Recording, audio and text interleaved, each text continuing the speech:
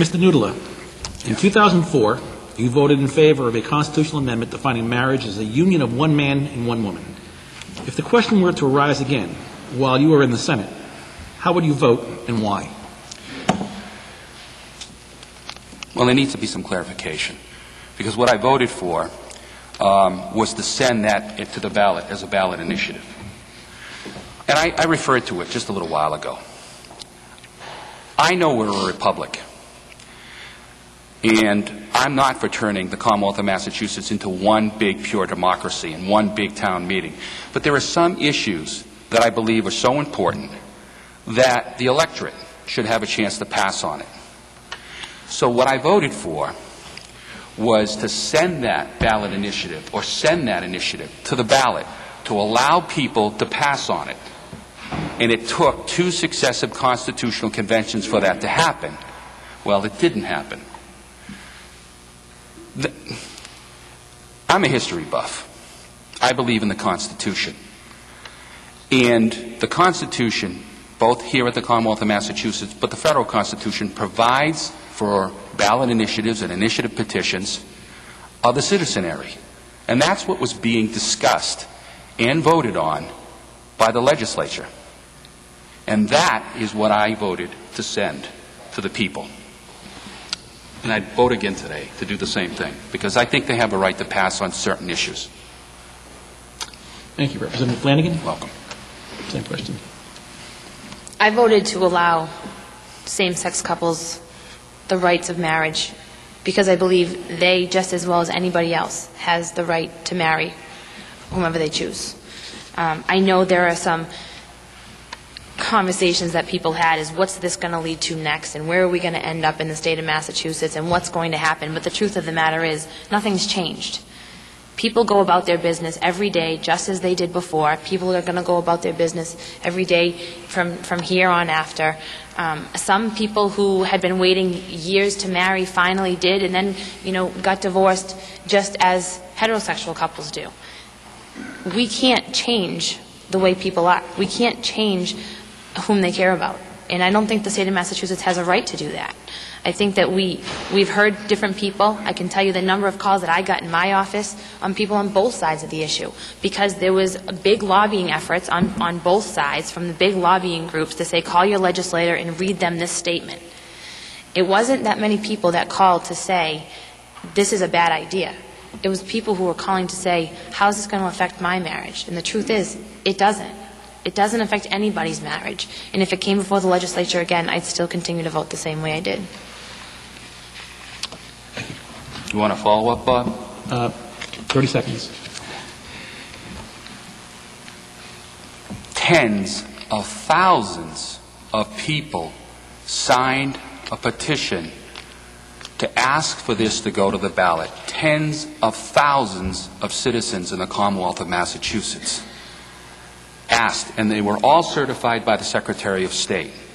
So if you're listening to the people of the Commonwealth of Massachusetts as an elected representative, if you're listening even a little bit on this issue, you want to give them the opportunity to pass. Thank you. The truth is, I did listen. And I did listen to my district, who overwhelmingly did not support it in the beginning. And then as time went on and as the hype turned downward, they did listen. They did tell me. And some of them also told me that they were signing petitions they thought was for some other issue, and it ended up being a petition that was for the gay marriage issue. So I think it comes down to the fact is when you're in your office and you're answering your phones and you're listening to the people who are actually calling you, then you have the opportunity to do what you feel is right on behalf of those constituents. So the electorate is deceived. Excuse me. No.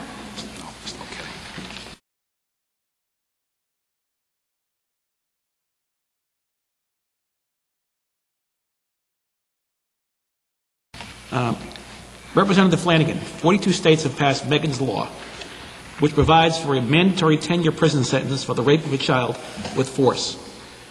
124 representatives, including you, voted against the Megan's Law amendment in the recent sex offender bill, which provides mandatory sentences for other sex crimes against children. Why should the rape of a child with force be excluded from mandatory minimum sentences? Well, just to clarify, with all due respect, it's Jessica's law. I'm sorry? It's Jessica's law. Jessica's law. And I only say that because it receives headlines, wherever we go. I think mandatory minimums certainly can hold their weight in court, and I'm not an attorney by trade, and I put that out there saying that in my background as a mental health counselor and in working with the children that I've worked with, who have been some of these kids that have been raped and have been molested, and sometimes by force and sometimes left for almost dead, mandatory minimums do not necessarily work if that child has got to face the perpetrator in front of them. You cannot place the child in that situation yet again and expect them to turn out the result any type of attorney would. I think it goes beyond mandatory minimums. I think it goes beyond protecting the child, protecting what they've gone through, and protecting what they're about to go through. Because if you've worked with any children who have been raped, whether they be young children, they be teenagers, they be adults, there are significant consequences to that. There are significant things that they go through for years on end before they finally come to grips with the terms that it may not have been their fault. And I don't want to put any child before someone who has forced them or has harmed them like that. I think that the attorneys can do their jobs. I think that they can produce evidence and do what they need to do without putting that child in harm's way again. Thank you. Mr. Knuuttila, to you. My opponent almost got there. I am a lawyer, but we agree fundamentally, and here's why. If you have a mandatory sentence for a sexual predator, what's going to be done is almost without exception, they're going to fight the case. They're going to bring it to trial. And then what my opponent says will happen. The only way, because it's going to be she said, he said, or he said, she said. There are two witnesses generally to most of these offenses, the victim and the perpetrator.